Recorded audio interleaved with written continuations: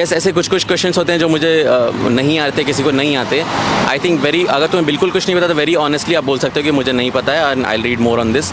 लेकिन अगर आपको लगता है कि आप इस पर अराइव कर सकते हैं आंसर तक, तो आप उनसे पूछ के परमिशन लेके कि sir I can I make a gas, ऐसा भी कर सकते हैं। बात की जाए किस टाइप के क्वेश्चंस पूछे गए सर, उनके बारे में बताइए सर। डेफ रिलेटेड थे, बैकग्राउंड रिलेटेड थे, जॉब रिलेटेड थे, ऑप्शनल रिलेटेड थे, मतलब सब कुछ पूछा उन्होंने। करंट अफेयर अभी यही यूक्रेन रशिया क्राइसिस पूछा था, HDFC का भी मर्जर हुआ कल परसों में, उससे पूछा था। और ये अश्नीर ग्रोवर कंट्रोवर्सी हुई थी, उसके बारे में पूछा था कि मेरे क्या व्यूज़ हैं। प्रीलिम्स के टाइम पे अभी मैं जो बोलूँगा एस्पिरेंट्स को कि टाइम थोड़ा कम बचा है, 2 महीने हैं, तो आप रिवीजन पे ज़्यादा फोकस कीजिए। CSET पे थोड़ा ध्यान दीजिए, CSET अब ट्रिकी होता जा रहा है, और आप जितने टेस्ट लिख सकते हैं प्लीज़ लिखिए।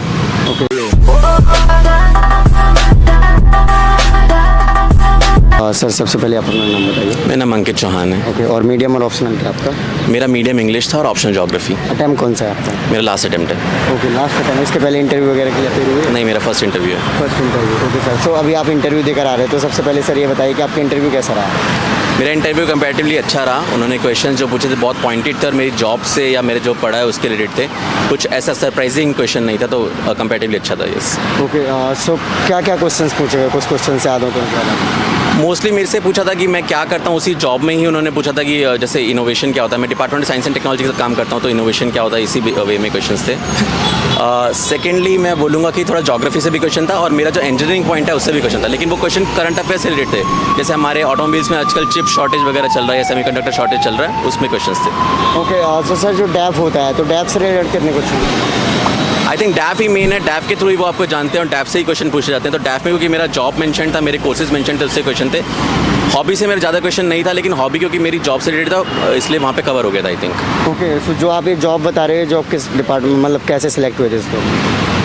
मैंने अप्लाई किया था आई थिंक लिंक्डइन के थ्रू, फिर एक रिटन एग्जाम हुआ था एंड देन इंटरव्यूज़ हुए थे, सीरीज ऑफ इंटरव्यूज़ में सेलेक्ट हुआ था। ओके सर, सो सर आप जैसे डैप जो आपने तैयार किया हुआ, तो वो किस तरीके से तैयार किया था, क्या चीज़ें ध्यान रखी थी तैयार करते हुए? आई थिंक डैफ सबसे मेन होता है। डैफ में you need to focus on it much more. आपको क्या करना होता है, हर वर्ड को आप गूगल कीजिए, देखिए क्या क्या पॉसिबल क्वेश्चन हो सकते हैं। जो आपने लिखा है उसी से क्वेश्चन आएगा, लेकिन आपको हर चीज़ प्रिपेयर करनी पड़ती है, अपनी हॉबीज़ से लेके अपने इंटरेस्ट और अपनी एजुकेशन, अपना एम्प्लॉयमेंट, सब कुछ। ओके, सो सर आपने 6 अटैम्प्ट दिए सर, लास्ट अटैम्प्ट है आपका ये, तो इतने टाइम तक आप अटैम्प्ट देते रहे सर, इससे मोटिवेट कैसे बने?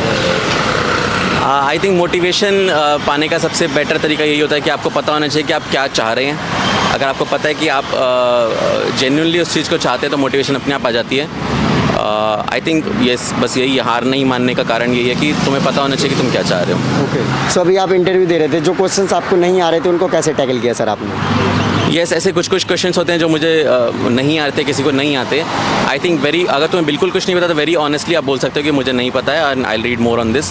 लेकिन अगर आपको लगता है कि आप इस पर अराइव कर सकते हैं आंसर तक, तो आप उनसे पूछ के परमिशन लेके कि sir I can I make a gas, ऐसा भी कर सकते हैं। ओके, सो जो आपका ऑप्शनल है उससे कितने क्वेश्चन पूछे गए सर? आई थिंक एक मेंबर जो था पैनल का, वो स्पेसिफिकली ऑप्शनल से ही क्वेश्चन पूछ रहा था, तो उन्होंने तो सिर्फ ऑप्शनल से ही पूछे हैं। बाकी मोस्टली मतलब रिलेटेड क्वेश्चन थे, लेकिन प्योरली ऑप्शनल से नहीं थे। ओके, सो कितने टाइम तक इंटरव्यू चला हुआ आपका सर? 35 मिनट्स में भी 30-35 मिनट्स है। ओके, सो अभी जैसे कि प्रीलिम्स आने वाला है, तो प्रीलिम्स के टाइम पे आप क्या स्ट्रेटजी फॉलो करते हो सर? आई थिंक प्रीलिम्स के टाइम पे अभी मैं जो बोलूँगा एस्पिरेंट्स को कि टाइम थोड़ा कम बचा है, 2 महीने हैं, तो आप रिवीजन पे ज़्यादा फोकस कीजिए। CSET पे थोड़ा ध्यान दीजिए, CSET अब ट्रिकी होता जा रहा है, और आप जितने टेस्ट लिख सकते हैं प्लीज़ लिखिए।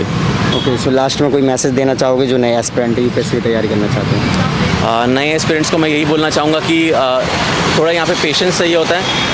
आपको कुछ ना करके भी 2 साल तो लगेंगे, या इवन आपका फर्स्ट ईयर में भी हो रहा है, तो अगर आप इतना पेशेंस है, इतना टाइम डिवोट कर सकते हो, तो प्लीज़ इस फील्ड में आइए, बहुत अच्छा फील्ड है। ओके सर, एक और चीज़ सर, जैसे कि आपने 6 अटैम्प्ट दिए, तो आपको क्या रियलाइज़ हुआ कि कहाँ आपकी कमियाँ रही हैं जिसकी वजह से आप फाइनल लिस्ट तक नहीं आ पाए?